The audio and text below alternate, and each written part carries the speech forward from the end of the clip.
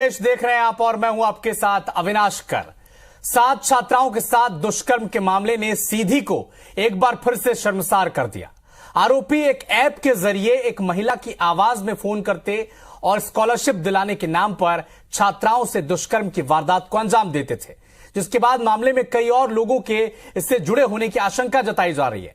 विपक्ष में बैठी कांग्रेस को बैठे बिठाए मुद्दा मिल चुका है, जबकि एसआईटी का गठन कर सरकार बुलडोजर वाली कार्रवाई की तैयारी में है। तो इस पूरे विषय पर करेंगे बहस, लेकिन दर्शकों के लिए सबसे पहले एक रिपोर्ट।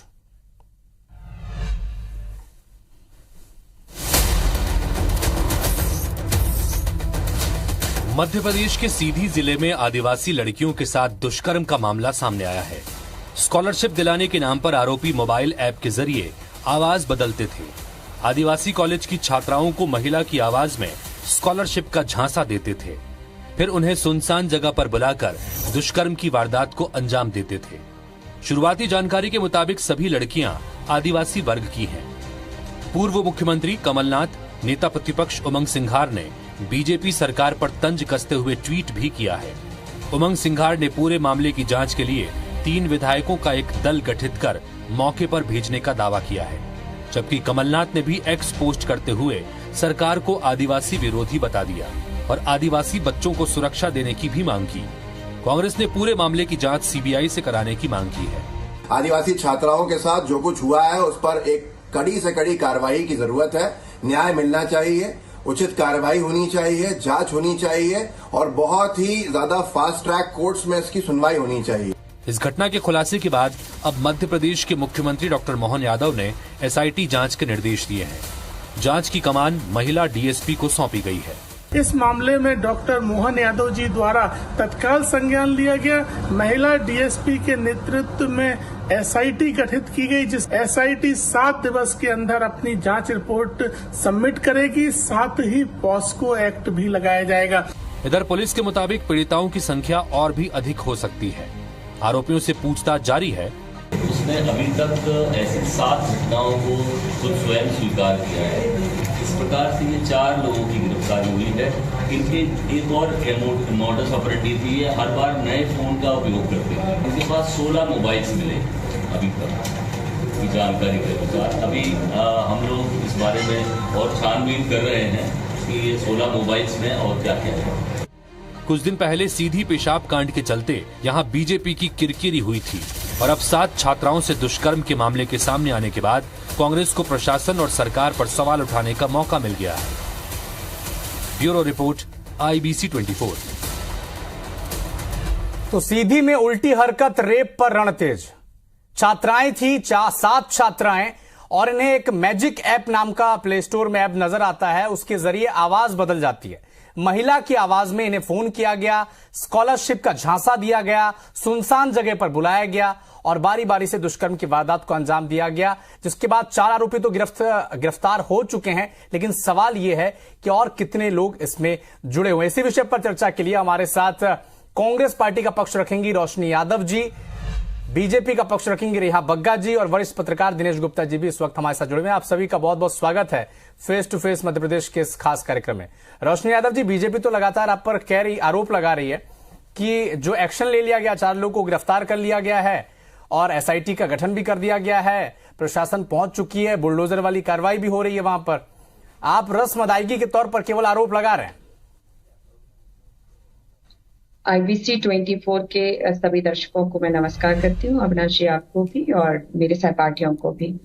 देखिए, मध्य प्रदेश में ये आवाज तब उठती है जब आप लगातार देख रहे हैं कि इस तरह की घटनाएं, अत्याचार, बलात्कार, यौन उत्पीड़न, चाहे वो मुख्यमंत्री मोहन यादव जी के उज्जैन में भी आप देखें लगातार 13 घटनाएं घटित होती हैं और असामान्य घटनाएं भी घटित होती हैं, तब इनकी बुलडोजर जैसा जवाब कहां चला जाता है। लेकिन आज चूंकि एक महिला होने के नाते पूरी गंभीरता के साथ अगर प्रदेश में नाबालिग बेटियों के साथ लगातार इस तरह के कुकर्म और कृत्य होते हैं, तो ये सवाल खड़ा होता है कि ये भारतीय जनता पार्टी की सरकार इतनी बेखौफ होकर के क्यों बैठी है और मध्य प्रदेश में ये अत्याचार और बलात्कारी बेलगाम क्यों घूम रहे, क्यों ये सख्त कार्रवाई नहीं होती है, चाहे वो झाबुआ जोबट की घटना आप देख लें, भारतीय जनता पार्टी के कार्यकर्ता लिप्त रहते हैं, तब इनकी कार्रवाई और एसआईटी की टीम गठित क्यों नहीं हो पाती है। आप देखें दमोह में एक नाबालिग बेटी के साथ बलात्कार होता है, खजुराहो मध्य प्रदेश में अभी 8 साल की बेटी के साथ बलात्कार हुआ, और आज लगातार जब 7 बेटियों के साथ बलात्कार होता है उसके बाद ये मामला संज्ञान में आता है, तब इनकी निंदा खुलती है और तब भी इनको विपक्ष जगाता है। ठीक है, तब इनको विस्तार से करेंगे चर्चा। रोशनी जी, नेहा बग्गा जी, आरोप लग रहे हैं कांग्रेस पार्टी की तरफ से बीजेपी पर कि इन मामलों को रोकने में असफल रही है सरकार, इसलिए स्पेशल टास्क फोर्स का गठन होना चाहिए आदिवासी बेटियों की सुरक्षा के लिए। देखिए, या तो रोशनी जी को जानकारी नहीं है कि एसआईटी का ऑलरेडी जो है वो गठन हो चुका है और 9 सदस्यीय टीम है जो इसकी पूरी जांच करेगी। ये जो ठग हैं, ये जो विकृत मानसिकता वाले लोग हैं, इनको कड़ी से कड़ी सजा दिलाने का काम मोहन यादव जी की मध्य प्रदेश की भारतीय जनता पार्टी की सरकार करेगी। पर कांग्रेस की आदत में शुमार हो गया गिद्ध राजनीति करना, कि जहां पर प्रदेश में उनकी सरकार है वहां पर आंख बंद कर लेंगे, मुंह में दही जमा लेंगे, और जहां पर भारतीय जनता पार्टी या अन्य किसी की सरकार है तो वहां पर खूब राजनीति करेंगे जब महिलाओं का या कोई अन्य विषय आएगा तो। इसी प्रकार की जो घटना है, और इससे भी बहुत गंदी, बहुत घटिया, बहुत निचले स्तर की प्रज्वल रवन्ना, जो कर्नाटक में कांग्रेस पार्टी की सरकार है, पर ये कहते हैं कि केंद्र को देखना चाहिए था कि वो कैसे भाग गया। तो चुनाव में अपने वोट बैंक के लिए प्रज्वल के बारे में मुंह बंद करके रखा, जिसके 2500 से ज्यादा जो है अलग अलग महिलाओं के यौन उत्पीड़न के केसेस सामने आए हैं, और उसको बहुत आराम से क्लीन चिट भी दे के रखी, उन सीडीज को बाहर भी नहीं आने दिया। पहली सीडी आप जानते हैं कब की है? पहला प्रकरण प्रज्वल का 2009 का है, जब कांग्रेस पार्टी के साथ गठबंधन में सरकार थी। और अब कब सारी चीजें निकल कर आई, जब चुनाव प्रक्रिया पूरी समाप्त हो गई, उसको बहुत अच्छे से बाहर भेज दिया गया। चुनाव के बाद याद आया कि केंद्रीय मंत्रालय को चिट्ठी भी लिखकर कहना है कि वापस लेकर आइए। हालांकि केंद्र ने उसमें तत्काल एक्शन लेते हुए वापस लाने की कार्रवाई शुरू कर दी। मध्य प्रदेश में नहीं, मैं आपको एक लाइन में सिर्फ सम्मान कर दूं, सिर्फ एक लाइन में, कि मध्य प्रदेश में भाजपा में 0 टॉलरेंस पॉलिसी है, इसलिए छोटी बच्चियों के साथ रेप को लेकर पहला राज्य बना जिसने फांसी का प्रावधान लाया। पहला ऐसा राज्य है जो बुलडोजर चलाकर इन लोगों को समाप्त करता है, इनको नस्तबूत करने का काम करता है, 10 फीट गड्ढे में गाड़ता है। पर कांग्रेस पार्टी की इस दोहरी नीति पे जनता जरूर प्रश्न उठाएगी। लेकिन एनसीआरबी के आंकड़े बताते हैं, लेटेस्ट जो आंकड़े एनसीआरबी के बताते हैं कि दुष्कर्म के मामले में मध्य प्रदेश तीसरे नंबर पर है। आऊंगा, विस्तार से करेंगे चर्चा। दिनेश गुप्ता जी, सीधी पेशाब कांड, फिर सीधी में दुष्कर्म का मामला, आपको लगता नहीं है कि सरकार और प्रशासन को आदिवासियों की सुरक्षा के लिए बेहतर प्रयास और करने चाहिए?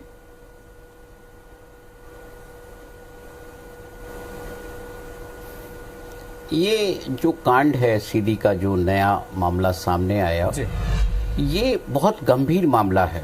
इसको मतलब हमें किसी भी एक जो है पॉलिटिकल फ्रेमवर्क में इसको नहीं रखना चाहिए। इसमें 2-3 चीजें बहुत महत्वपूर्ण है। एक तो जो ऐप हैं जो आवाज बदल देते हैं, है ना, ये सभी के लिए अलार्मिंग है। अभी हमने देखा था ना कि बीच में एक बहुत सारे एक तरह के फोन्स आ रहे थे लोगों के पास कि मैं फलाने पुलिस थाने से बोल रहा हूँ, आपका बेटा जो है हमारे कब्जे में है और उसने रेप क्या किया। इस तरह के बहुत सारे केसेज आ रहे हैं जो ऐप के जरिए कहीं ना कहीं लोगों को गुमराह करने की कोशिश हो रही है। तो एक तो ये है कि ये इसमें एक नए तरह का क्राइम है जिसको पुलिस को बहुत गंभीरता से इन्वेस्टिगेट करना है, और आगे इससे कैसे लोग बचे ये उसके लिए महत्वपूर्ण है। दूसरा, जो इस पूरे घटनाक्रम में एक सबसे ज्यादा कॉज इन्वॉल्व है वो है स्कॉलरशिप। बच्चों को जो स्कॉलरशिप के लिए इस तरह की कॉल आना थोड़ा सा जो है अजीब सा लगता है। उन बच्चों के नंबर मिलना जो कहा जा रहा है कि स्कूल के व्हाट्सएप ग्रुप से मिले हैं, तो वो उस स्कूल के व्हाट्सएप ग्रुप में वो कहाँ से उनको ये नंबर मिल गए। तो कहीं ना कहीं ये जो मामला है, ये मामला या तो जो है ऐसा है जिसको लगता है कि इसको हम राजनीतिक रंग देकर इसके जो घटनाक्रम है या जो घटना है इसको गंभीरता कम कर देंगे। ये ऐसी घटना है जो हमारे सैकड़ों बच्चियों को, हजारों बच्चियों को आगे की अपराधों से रोकने के लिए एक सबक हो सकती है, और उसी तरह से इसको लिया जाना चाहिए ताकि लोगों तक जो स्कूल कॉलेज में जो पढ़ रही हैं बच्चियां उन तक पहुंचे। रजिस्ट्रेशन नंबर जी नेहा जी, जिसका जिक्र दिनेश जी ने किया इस वक्त की जो नंबर मिले हैं इसकी संवेदनशीलता, क्योंकि अब जिस युग में हम लोग जी रहे हैं, गंभीर बहस की उम्मीद हम सब आपसे कर रहे हैं कि जिस युग में हम लोग जी रहे हैं, जहां से नंबर एक्सचेंज होना, नंबर एक दूसरे के पास पहुंचना कोई बड़ी बात नहीं है, क्या आपको नहीं लगता कि इन इलाकों में और पूरे मध्य प्रदेश में जब इस तरह के नंबर किसी स्कॉलरशिप के लिए दिए जाते हैं या फॉर्म भरवाते हुए लिए जाते हैं, उनकी सुरक्षा के पैमाने पर भी हमें ध्यान देना पड़ेगा ताकि इस तरह की हरकत ना हो? और जो टेक्निकल पहलू जिसका जिक्र दिनेश जी ने किया कि जो मैजिक ऐप है जिसमें आवाज बदलकर फोन किया जा रहा है, क्या इस तरफ भी अब पूरे प्रशासन को ध्यान में देना पड़ेगा ताकि आगे इस तरह की घटनाएं ना हो? देखिए, प्रशासन के साथ साथ में मुझे लगता है कि समाज में भी जो इन सब चीजों के एक्सपर्ट्स हैं, for example AI expert, cyber experts, उनको भी आगे आने की आवश्यकता है, अवेयरनेस कार्यक्रम चलाने की आवश्यकता है। भारतीय जनता पार्टी सरकार के स्तर पर और संगठन के स्तर पर लगातार छोटे बच्चे हो तो उनको गुड टच, बैड टच, उनका साइकोलॉजिकली उनको स्ट्रांग बनाना, उसके साथ साथ में जो साइबर फ्रॉड की घटनाएं होती हैं, साइबर इन्वॉल्वमेंट से जो गलत कृत्य करने का जो प्रयास होता है, सोशल मीडिया प्लेटफॉर्म्स जो हैं, उन सब पे लगातार अवेयरनेस के कार्यक्रम चलाती है। और मुझे लगता है सरकार भी इसको लेके बहुत गंभीर है। जैसे जैसे टेक्नोलॉजी आगे बढ़ रही है, चुनौतियां भी बढ़ती जा रही हैं। आज इन लोगों ने, ये जो पूरा गिरोह है, इसने एआई का इस्तेमाल करके बच्चों को बहकाने का काम किया है। और जो एक दिनेश जी कह रहे थे कि स्कॉलरशिप, एक बच्चा जो पढ़ना चाहता है उसके लिए निश्चित तौर पर स्कॉलरशिप एक बहुत महत्वपूर्ण पहलू है। उसको लेकर जब कॉल्स आते हैं, हम सड़कों पर देखते हैं कि कई बार जॉब्स को लेकर या अन्य चीजों को, ट्रेनिंग प्रोग्राम्स को लेकर जो फर्जी नंबर दिए रहते हैं, और उसमें भी कई बार ट्रैप में लोग फंस जाते हैं। तो कई प्रकार की चुनौतियां, जैसे जैसे समाज आगे बढ़ेगा, टेक्नोलॉजी आगे बढ़ेगी, नई नई चीजें आएंगी, चुनौतियां भी लगातार बढ़ती जाएंगी। पर यहीं से शुरुआत की जाएगी कि ये जो गिरोह है, ना केवल इसको कड़ी सजा दिलाई जाए, पर मिसाल के तौर पर ऐसी सजा हो कि बाकी लोग इस प्रकार के कृत्य ना करें। और अभी आपने पिछले कुछ समय में, चुनाव के समय भी देखा होगा कि जो अभिनेता हैं अमिताभ बच्चन, उनकी आवाज को रिकॉर्ड करके जिस तरीके से एआई के माध्यम से पूरा प्रचार प्रसार किया गया और एक फर्जी वीडियो चलाया गया, उन्होंने भी चिंता जाहिर की है। तो मैं तो आपके चैनल के माध्यम से सभी पार्टी है, क्रॉस पार्टी लाइन सभी से आग्रह करती हूँ, और जितने एक्सपर्ट्स हैं, जितने सेलिब्रिटीज हैं, उनसे आग्रह करती हूँ कि अपने अपने स्तर पर उनको भी एक अवेयरनेस कार्यक्रम चलाना चाहिए जिसकी जितनी समझ में। रोशनी जी, आपने अपने ओपनिंग स्टेटमेंट में बहुत सारी जगहों का जिक्र किया मध्य प्रदेश के जहां पर दुष्कर्म के मामले सामने आए। एनसीआरबी के आंकड़े मैं देख रहा था रोशनी जी, राजस्थान नंबर 1 पर है, जहां पर पिछले 5 साल तक गहलोत सरकार थी, कांग्रेस की सरकार थी। तो ऐसा नहीं है कि ऐसे मामले केवल भारतीय जनता पार्टी के शासित राज्यों में आ रहे हैं, राजस्थान में भी आए हैं। दूसरे नंबर पर उत्तर प्रदेश है, जहां पर योगी आदित्यनाथ की सरकार है। तीसरे नंबर पर एमपी की सरकार है। तो ये मामला प्रशासन की ढील का है, और आप इसे कैसे देखते हैं? क्योंकि एनसीआरबी के आंकड़े हर उन राज्यों से आ रहे हैं। अगर मध्य प्रदेश तीसरे नंबर पर है, तो राजस्थान जहां पर आपकी सरकार थी, वहां पर भी नंबर 1 है दुष्कर्म के मामले में। देखिए, ये सवाल, चूंकि नाबालिग और इस तरह के जो दुष्कर्म के मामले आते हैं, इसमें सरकारों को सभी को गंभीरता से रहना चाहिए। लेकिन सवाल ये भी खड़ा होता है कि आप देखें, जहां प्रधानमंत्री नरेंद्र मोदी, बनारस की घटना आपको याद होगी, ये जो बुलडोजर और फास्ट ट्रैक कोर्ट के प्रावधान की जो मेरी बहन बात कर रही हैं, तो मोदी जी एक संदेश दे सकते थे पूरे देश में नाबालिग बेटियों और महिलाओं के बचाव के लिए। वहां इन्हीं के आईटी सेल के कार्यकर्ता, चाहे वो कुणाल जिनका नाम है, आनंद, और भी 2-3 लोग, और देखा आपने कि किस तरीके से दुष्कर्म हुआ, जहां पे प्रधानमंत्री खुद सांसद हैं, लेकिन उन पर क्या एक्शन लिया? क्या उनके घर पे बुलडोजर चलवाई गई? ये देश में एक बड़ा संदेश देने की ओर बात करी जा सकती थी। वहीं आप मणिपुर में देखिए, लगातार कितनी महिलाओं के साथ अन्याय होता है, अत्याचार होता है। वहां एक फौजी की बीवी के साथ भी, जहां भारतीय जनता पार्टी जवानों के साथ राजनीति करती है। तो जब प्रधानमंत्री ऐसे संवेदनशील मुद्दों पर मौन रहेंगे, तो कैसे इस देश में सुरक्षा, और जो अत्याचारी और बलात्कारी जो इस मानसिकता से कुपोषित है, जो व्यक्ति, उनमें कैसे बेखौफी का जो डर और भय कायम होगा? तो ये संदेश समाज के वरिष्ठ जो बहुत जागरूक है, उच्च पदों पर है, चाहे वो प्रशासन हो, सरकार हो, विपक्ष के नेता हो, ये जागरूकता अभियान सभी की जिम्मेदारी है और जिम्मेदारी से चलाना चाहिए। लेकिन जहां इनकी सरकारों में जब इस तरह के कुकर्म होते हैं, वहीं उज्जैन में भी आप देखें कि लगातार 1 नहीं, 2 नहीं, 3 नहीं, 13 घटनाओं को अंजाम दिया जाता है। असामान्य घटनाएं भी होती हैं, आश्रमों में भी घटित होती हैं। उस बात से क्या ये सीख नहीं लेते? प्रशासन को टाइट नहीं करना चाहिए मुख्यमंत्री को? और ये शांत बैठे रहते हैं, एक के बाद ये इंतजार करते हैं कि अब सीधी में घटना हुई है। वहीं आदिवासी जो आप पेशाब कांड की बात कर रहे हैं, आपने उस पर देखा। रोशनी जी, अगर आप सरकार पर सवाल उठाएंगे, जाहिर है आप विपक्ष है, सरकार पर सवाल आप उठाएं, आपका अधिकार है, नैतिक अधिकार है ये, लेकिन क्या आपसे फिर सवाल नहीं पूछे जाएंगे कि राजस्थान में जब 2018 से 2023 की सरकार गहलोत की थी, कांग्रेस की थी, तब वहां पर एनसीआरबी के आंकड़े बताते हैं कि सबसे ज्यादा दुष्कर्म तो राजस्थान में हुए थे, तो आप भी सवालों के घेरे में घिरेंगे फिर तो? देखिए, अगर सरकार जहां जिसकी है उस पर सवाल उठाना चाहिए और ये सबका अधिकार है, सबका राइट है, इसको दबाया नहीं जा सकता। लेकिन ये देखना पड़ेगा, इसी मध्य प्रदेश में इस महीने की घटना आप देखिए, अभी एक बेटी के साथ हॉस्टल में बलात्कार होता है, उसके साथ गंभीर घटना अंजाम देती है। मुख्यमंत्री जी चुनाव प्रचार में व्यस्त रहते हैं, विपक्ष इनको जगाता है, तब इनकी निंदा खुलती है। और मैं अब ठीक है, इसका जवाब ले लेते हैं कि प्रधानमंत्री के क्षेत्र में इस पर ये जवाब दें, क्यों इन्होंने बुलडोजर नहीं चलवाई उन कार्यकर्ताओं के घरों पे? ठीक है, जवाब मणिपुर पे मुख्यमंत्री प्रधानमंत्री मौन रहते हैं, ब्रजभूषण जी के मामले में मौन रहते हैं। एक बार जवाब ले, रोशनी जी एक बार जवाब ले लेते हैं नेहा जी से। नेहा जी से जवाब, नेहा जी, जब रोशनी जी से पूछा जाता है कांग्रेस पार्टी से कि आपके राज्य में आपकी जब सरकार थी तब यहाँ इतने दुष्कर्म के मामले आए, तो वो बीजेपी शासित राज्यों के मामले गिनाते हैं। जब आपको पूछा जाता है सवाल तो आप कहते हैं कि कांग्रेस शासित राज्यों में इतने मामले सामने आए। क्या केवल वार पलटवार से जिम्मेदारी का वहन हो जाएगा, अदायगी हो जाएगी?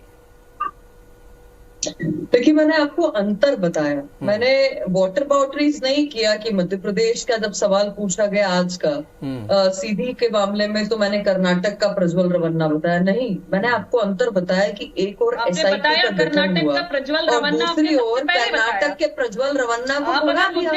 ये अंतर है सरकार के, ये अंतर है। मैडम जनता को गुमराह करने का काम मत करिए, और आईटी से मेरा आग्रह है कि आप वर्सेस मत चलाइए, आप वर्सेस मत चलाइए, क्योंकि ये महिला। रोशनी जी एक बार नेहा जी को अपना पक्ष रखने दें। रोशनी जी आपको पर्याप्त, रोशनी जी एक बार नेहा जी को अपना पक्ष रखने दें, फिर आपके पास आऊंगा। रोशनी जी आऊंगा आपके पास। आपने अपना पक्ष रख लिया, एक बार नेहा जी से जवाब तो सुन ले। आपने जो आरोप लगाया एक बार जवाब सुन ले। नेहा जी जवाब दें। तो मैंने आपको वाटर बाउंड्रीज बताया। आप देखिए कि मध्य प्रदेश में कोई घटना घटती है तो सरकार उसको फास्ट ट्रैक कोर्ट और फांसी का प्रावधान लेकर आती है।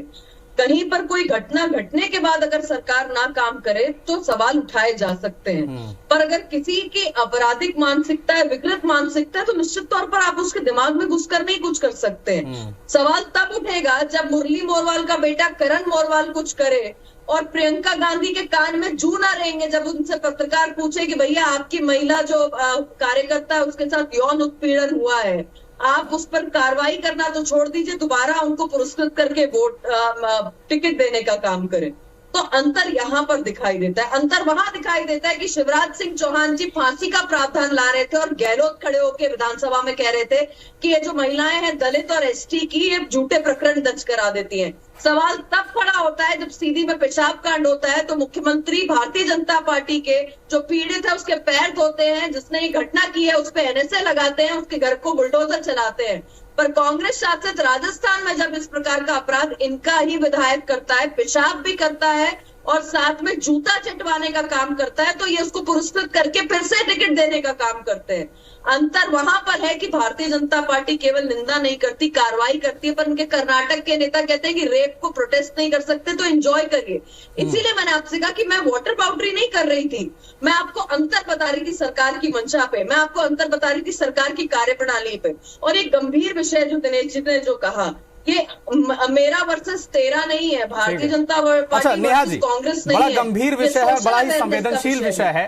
लेकिन 2003 से 2000 अब तक जिस वक्त हम लोग इस बहस को कर रहे हैं, बीच में 15 महीने की सरकार हटा दी जाए तो बीजेपी की शासन रहा है मध्य प्रदेश में। एनसीआरबी के 2021 के आंकड़े में एमपी टॉप करता है दुष्कर्म में, अभी तीसरे स्थान पर है। तो क्या आपको नहीं लगता है कि प्रशासन की कार्यप्रणाली पर सवाल नहीं उठाने चाहिए हमें? देखिए, सरकार और प्रशासन जितना कार्य कर सकता है उतना कर रहा है, पर हमेशा बेहतर करने की गुंजाइश होती है और करने का प्रयास भी प्रशासन करता है। इसीलिए चाहे डायल 100 की सुविधा हो, चाहे ऑनलाइन FIR दर्ज करने की बात हो, चाहे प्रत्येक जिले में महिला थाने की बात हो, चाहे 33% का आरक्षण महिलाओं की पुलिस भर्ती में हो, ये दिखाता है कि सरकार की, भारतीय जनता पार्टी की मंशा है कि प्रत्येक जो अपराधी है वो सलाखों के पीछे जाए। कोई पीड़ित है तो उसका प्रकरण तत्काल दर्ज हो। आपने 15 महीने का जिक्र किया तो मैं आपको धन्यवाद देती हूँ, क्योंकि उसी समय छिंदवाड़ा में एक दलित एक आदिवासी लड़की का रेप हुआ था, जिसको फेंक दिया था झाड़ियों के बीच में। वो गिड़गिड़ाती रही, उसका परिवार गिड़गिड़ाता रहा। आज भी आप गूगल करके देखेंगे तो आपको ST आपने कांग्रेस पार्टी ने सुझाव दिया है बीजेपी को कि आदिवासी बेटियों की सुरक्षा के लिए स्पेशल टास्क फोर्स बनाया जाए।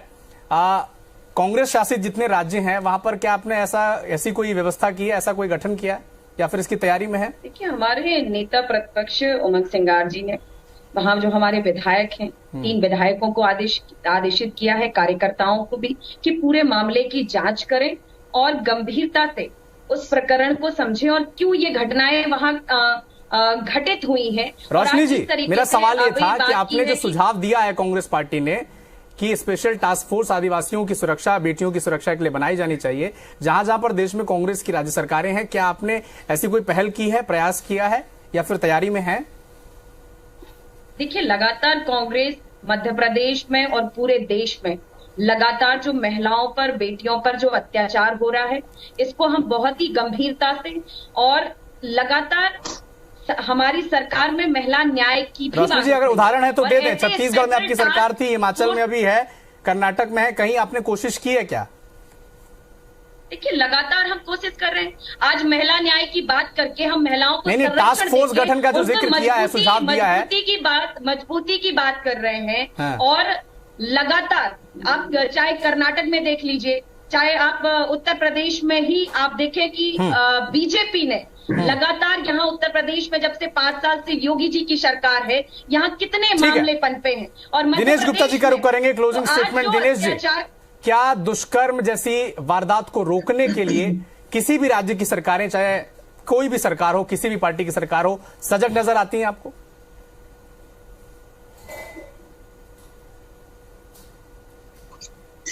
बिल्कुल नहीं। इसमें क्यों गंभीरता का कई बार ये लगता है कि बहुत ही लाइट मूड में इन सारी चीज़ों को सरकार ने ले लिया। कोई भी सरकार होती है, ये घटनाएं आज से नहीं हो रही हैं, पहले भी होती रही हैं और आगे भी होती रहेंगी। लेकिन पुलिस का काम क्या है?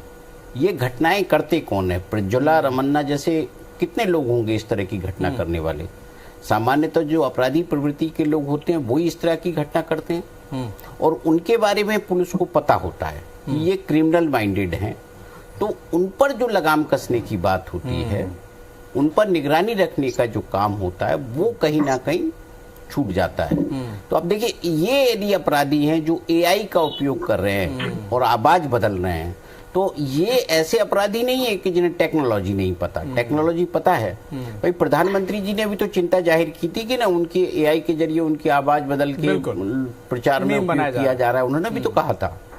तो इस तरह के ऐप जो अब अपराध का कारण बन रहे हैं, हाँ, अपराध के कारण बन रहे हैं, तो एक तो उन्हें समाप्त करने की जरूरत है। दूसरा, स्कूलों में जो लड़कियां आ रही हैं, खासकर आदिवासी स्कूलों में, उनके लिए आपको स्पेशल सेशन इन सारी चीजों के लिए रखना चाहिए। बिल्कुल, शिक्षा के स्तर पर भी हमको बेहतर करने की, बेहतर रणनीति अपनाने की जरूरत है और क्रिमिनल साइकोलॉजी और क्रिमिनल पैटर्न को भी समझने की जरूरत है, तभी इस तरह की वारदात को आगे रोका जा सकेगा। रोशनी यादव जी, नेहा बग्गा जी, Dinesh Gupta ji, face to face Madhya Pradesh के इस खास कार्यक्रम में जुड़ने के लिए बहुत बहुत धन्यवाद। नमस्कार।